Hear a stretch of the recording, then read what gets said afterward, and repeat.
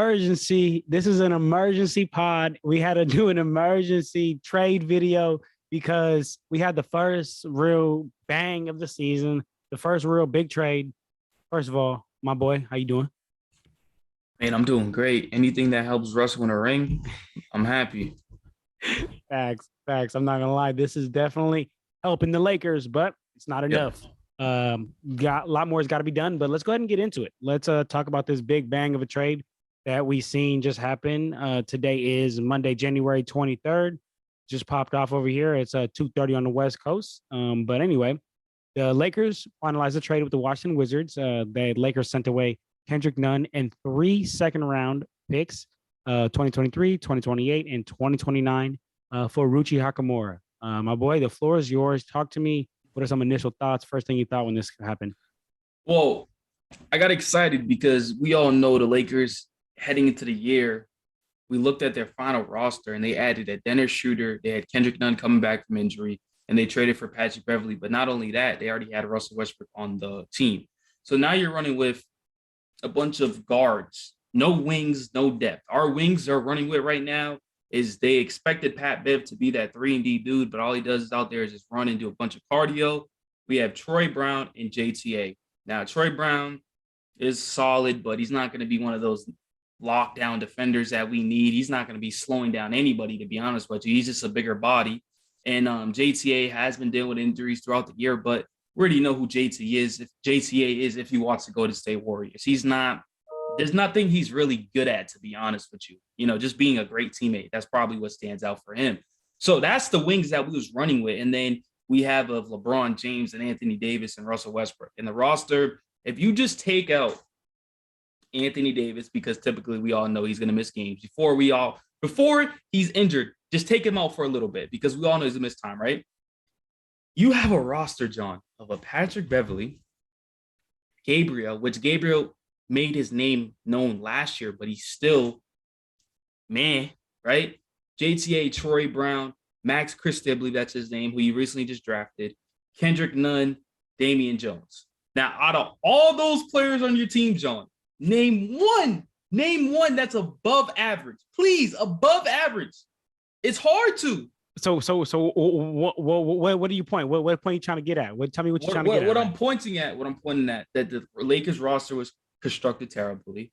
And Jeannie and Rob are finally doing their job and not just kicking their foot up in the office like, yo, we're the Lakers. We already won a bunch of championships. Who cares? Let's waste away LeBron James' prime. They finally made a move. Currently, they're 22 and 25.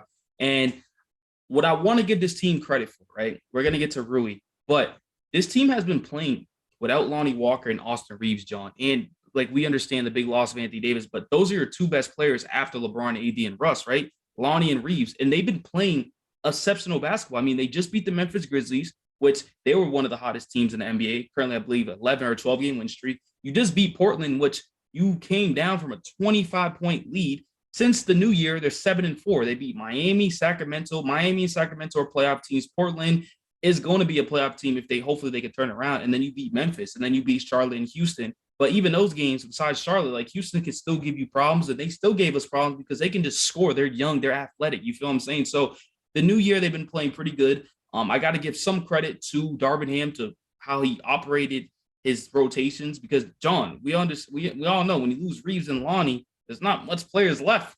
Hey, relax. We still got Dennis Schroeder. Dennis Schroeder has stepped up big in the absence of Lonnie Walker. He has, but he's going back to Schroeder Dennis. Let's be honest, because he has, John. Look, man. I'll tell you this. I know we both are. I'm a avid Lakers fan. You're an avid Russ fan. So we clearly watching the games. But I'm saying, man, look, I agree with you. The roster is poorly constructed. Especially for LeBron's last couple of years. This is if not the greatest player of all time, the top 3 greatest player of all time. And Jeannie and Rob and the Lakers organization should definitely not take that lightly and say, if we have a player like LeBron on our team, we got to go for the ship. And they did not put a roster around him that goes for the ship. I think even bringing in, no disrespect to your guy, Russell Westbrook, it never worked from the rip. It never was going to work. A player like Russell Westbrook and LeBron just don't really coincide together. But I'll say this, man. Anthony Davis has his struggles. But when Anthony Davis comes back on the court, I mean, we're looking at Dennis Schroeder, who maybe you're if you're not feeling, I really don't understand why you're really not feeling him like that, because besides LeBron James, he's our second best scorer. He's the only other player that can really be a threat and just attack, get to the hoop and score on his own. He doesn't have to wait for these LeBron amazing passes. He doesn't have to wait for LeBron to hit him when after LeBron gets in or LeBron gets doubled. Dennis Schroeder can score on his own, so he allows LeBron to have a break.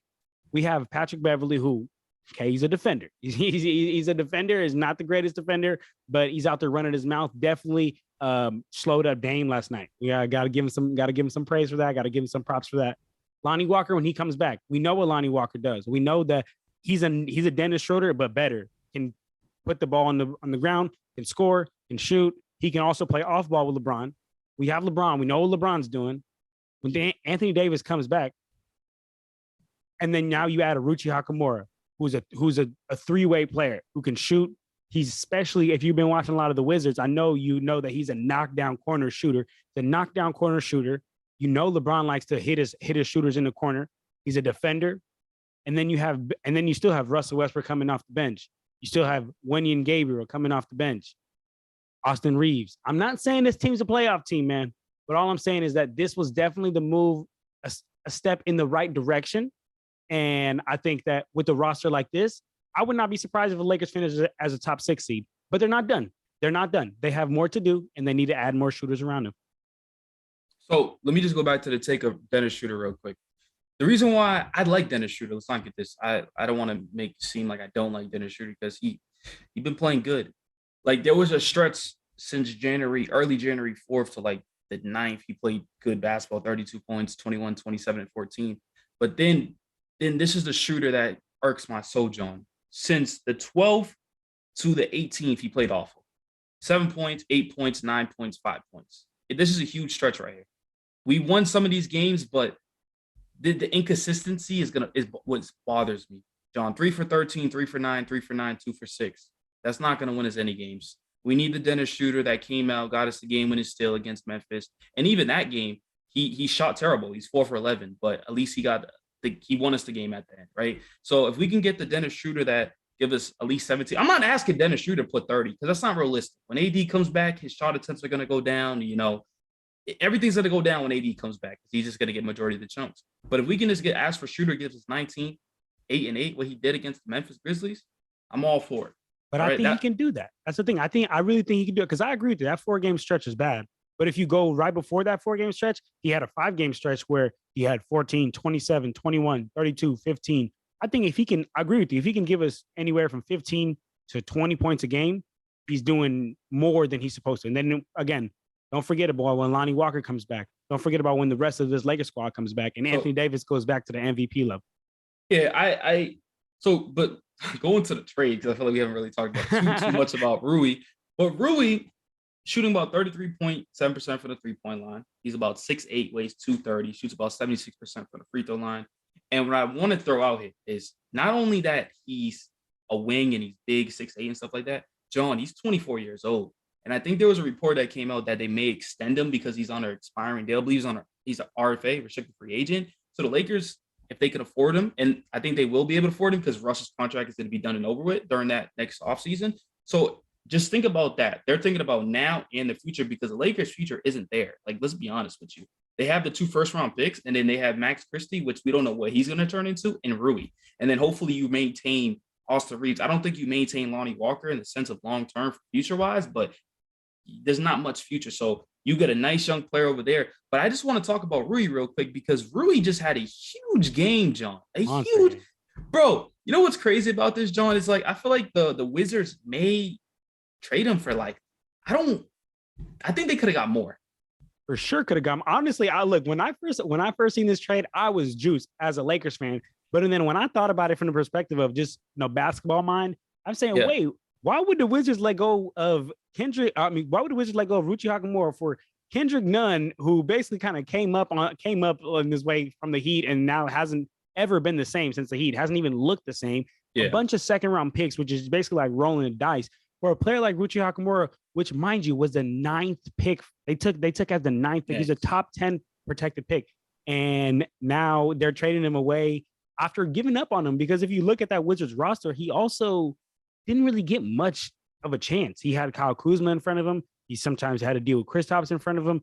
Daniel Gafford was in front of him. Sometimes Danny Avdija was in front of him. So, look, man, I think the Lakers hit gold on this. I'm not going to lie. No, I definitely do. But so he literally put up 30 points, 13 for 22, 3 for 5 against the Magic. Like, that's the best way to go out, I guess, you know? Absolutely. But what I do want to say is that the reason why they did let go of Rui, and this is just me assuming, they're trying to keep Kyle Kuzma long term, and they're trying to keep KP long term. With Rui being a restricted free agent, I'm pretty sure he's going to ask for some type of money. Why wouldn't he? He's a solid player, a solid role player in this league. You get paid. So when you're trying to maintain Kyle Kuzma, which we all know he's going to be asking for something, KP, you're not going to be able to afford Rui. What I do want to say, though, I think they could have got more because I think their asking price was a first-round pick. And so maybe around the league, no one was offering that. But, bro, you still had plenty of, like, the trade deadline is not to the 7th, John. We're at 23rd, so you still had time to, like, maneuver and try to find a team that will give you a first. You get what I'm trying to say? And typically, I do want to say the Wizards don't know how to draft. I do want to say that. They don't know how to draft. Their draft picks, besides really, Johnny Davis, and not only that, but Denny Avdija, Denny Avdija has done nothing, literally nothing. I was excited to see him play when Russ was over there in Washington. He's just trash. But also, I do want to say this, though, right? The Wizards are in the middle of nowhere. So it's either they're going into a small rebuild or they're not going all four if you're trading for Kendrick Nunn. That's what I'm saying. That I really don't know. That was going to be my follow-up question to you is where are the Wizards going? Because right now it looks like they're heading to purgatory. They're heading to where Portland was when it was Dame and CJ, where you're too good, where you're going to keep making the bottom of the playoffs, but you're going to keep getting knocked out or playing situation. But you're not bad enough to get a Victor Wembanyama. You're not bad enough to get a first round pick, because I really don't see, unless they're going to start to trade away Daniel Gafford, trade away Kuz, and really go that direction. I really don't see what the deal is. And more than anything, I just feel bad for Bradley Beal again, man, because he's getting paid, but he's wasting his career away, man. They're not doing nothing. Yeah, they're literally 20 and 26, and they're currently on a 2-game win streak, believe it or not. But they're 12th. And John, if you really want to talk about it, bro, they're like 1-2 games away from being in the play-in. I'm confused why they the only thing is that they can't afford him. That's it. I think they just can't afford him in general, but you got to get way more. Now, let's talk about Kendrick Nunn, because he hasn't. We're going to bash Kendrick Nunn real quick, okay? Listen. Please do. Kendrick Nunn in 2019, 2020, I believe he was a undrafted player. He was. Yes, he was an undrafted player, right? He showed out for Miami. And I think it's Miami because the culture over there is like, if you can't fit in the culture, bro, it's either you're in or you're out. And so you really got to put a lot of work in.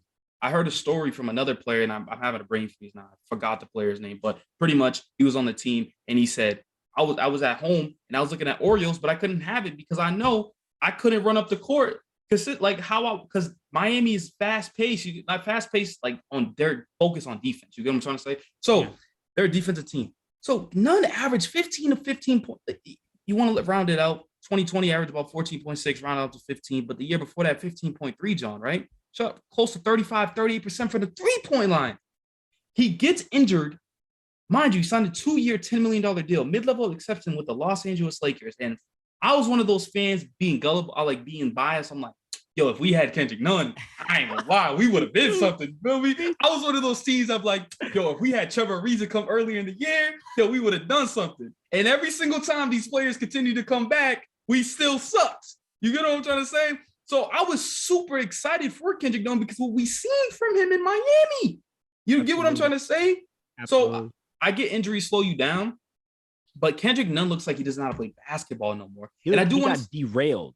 Yes, he lost all confidence. I do want to say, John, he put up some okay games lately. 23 against the Hawks in January 6th, 15 against the Nuggets, and 12 against the Mavericks. But he's averaging 6 points a game, 6.7. So, and I just want to say this, John. The Lakers are already bad. So the fact that you're only averaging 13 minutes a game just shows how bad you are. Absolutely. He was getting a lot of DMPs too. Let's be real. When AD went out, it stretched, all Laker players had to start stepping up. Look, man, I've been stated on the record saying Max Christie is not ready to be an NBA player right now. The kid is 19 years old. He's just not ready to be out there, but he's getting big time minutes and having to be forced to make big time plays because AD's not there, right? So that's the same thing with Kendrick Nunn. Kendrick Nunn was getting DMPs while AD was balling out, and now AD's out. So then players had to just do more. So now Kendrick Nunn is playing a lot more. But I'm right there with you, man. With he not only got derailed by injuries, but he killed his confidence. He doesn't look like the same player out there. Like, doesn't even look like he remembers how to play basketball. Yeah. Honestly, with you, which is crazy to me because I think that he took that year off with his knee injury, and I think that that's definitely hard on you, and that could make you rethink all your moves and everything that you do. But at the end of the day, man, you took a year off, and you had the best kind of staff, you had the best facilities just to get you back to your game, and you tell me you can't get back to half of what you were? Yeah. You tell me you can't even be a knockdown shooter like you were, because in Miami he was consistently knocking down shots. He was shooting 38% from the three-point line. Now to the Lakers, he's shooting 32% from the three-point line, taking a lot less threes per game. He has them there, just doesn't take them. It's the confidence. He got derailed, man, and the Wizards got lost this trade. Yeah, and maybe revive his career in Washington, because when you're in the Lakers, we all know there's this thing of like expectation. High expectation. So like there's always a lot of pressure. And I deal with a lot of anxiety and always nervous. So imagine them in front of a bunch of fans that already try to disrespect. Just this is a higher player name than Russell Westbrook. So what did you think they're not gonna do to Kendrick Nunn? They don't care who you are. Before Russ got here, who was they on, John? Anthony Davis. They wanted him up and out of here. They're like, yo, it don't matter. Anthony Davis is a top 5 player, top 2 center in the league when he's healthy. They don't care. You play bad, you gone. You feel me? That's Lakers fans are ruthless, bro. So Kendrick Nunn, and there was a lot of high expectations for Kendrick Nunn coming to the Lakers because we signed him to our mid-level exception. We all know the mid-level exceptions, those are the players that are a little bit better than the vet minimum, because Lakers can't afford a lot of players because of their salary. So he's excited with that, and the knee injury messed him up. But either way, though, I'm excited that Rui's over here. A potential lineup that we could see, John. I think it is. Talk to me. What are you thinking for a lineup? What are you thinking? So I think you go Dennis Schroeder at the 1. At the 2, because we're thinking healthy, right? At the 2, I think you go Lonnie. It messes with me because I think Reed should be starting, but Darvin doesn't start him. Okay, so you go Schroeder, Lonnie. You go Schroeder and Lonnie. Now do you put Rui at the 3 or Rui at the 4? I'm running Rui at the 4. To be honest with you, I think the Lakers are always at their best when Anthony Davis is at that 5. So we absolutely need to keep him there. I agree with you. Then I think having a player like Dennis Schroeder and Lonnie Walker on the court at the same time with LeBron is not only going to give LeBron shooters for him to be able to kick out to, but also, man, let's remember that LeBron is almost 40 years old. Sometimes he needs to take a break while on the court, but not having to go to the bench, right? And with Dennis Schroeder and Lonnie Walker, who can go get a bucket themselves, put it on the ground, shoot, step back, get to the rim. However, that will give LeBron that break. So I'm right there with you with Dennis, Lonnie, Bron, Rui, and AD. And not only that, it proves the bench, because now you have Russ and Thomas Bryant, which Thomas Bryant has been looking like a top 5 center in the league lately, dude. Only because of Russ. Yes. So now you have the Russ and TB connection, but not only Russ and TB connection, Russ gets Austin Reeves back. Mm-hmm. So now you have a valid whole 3 players coming off your bench. And we all know they typically throw some starters in there. Sometimes you throw LeBron in there or AD in there with Russ, and they mix it up and like that. But now this team looks just more competitive. This team looks better just because you're bigger, you're stronger. There's not much guards on this team, and I'm excited to see what Rui can bring. Hopefully the pressure doesn't put too much on Rui, because we all know how that can be.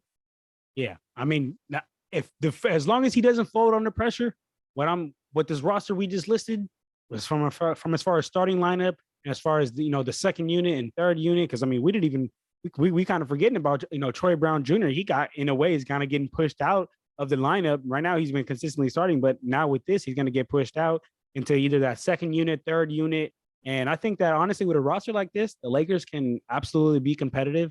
Not saying for a title, but they took a step in the right direction, and I think they could finish as a top 6 seed. To be honest with you. And to end it off, right? And not only I forgot about Gabriel, we got to give credit to Gabriel because Gabriel out there is hustling every single time. I see Gabriel miss 15 layups, but he'll miss those 15 layups, but he's still under that rim and he's still going to fight to get that point. Doesn't matter. I love seeing that from him. But also, I do want to say, let's just grade it before we end the video, right? So you can go and then I'll go. All right.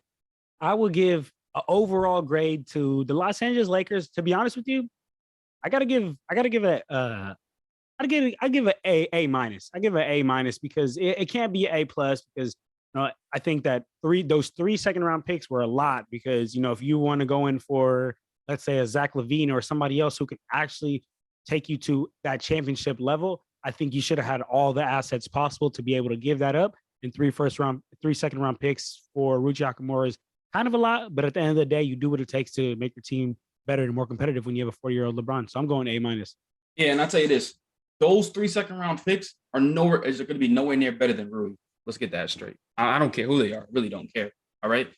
But personally, my grading, I seen someone give the Lakers a C, and I think it was on ESPN, and I was very interested to see why they gave them a C. I didn't look too deep into it because when I seen the C, I said, yeah, listen, watching this.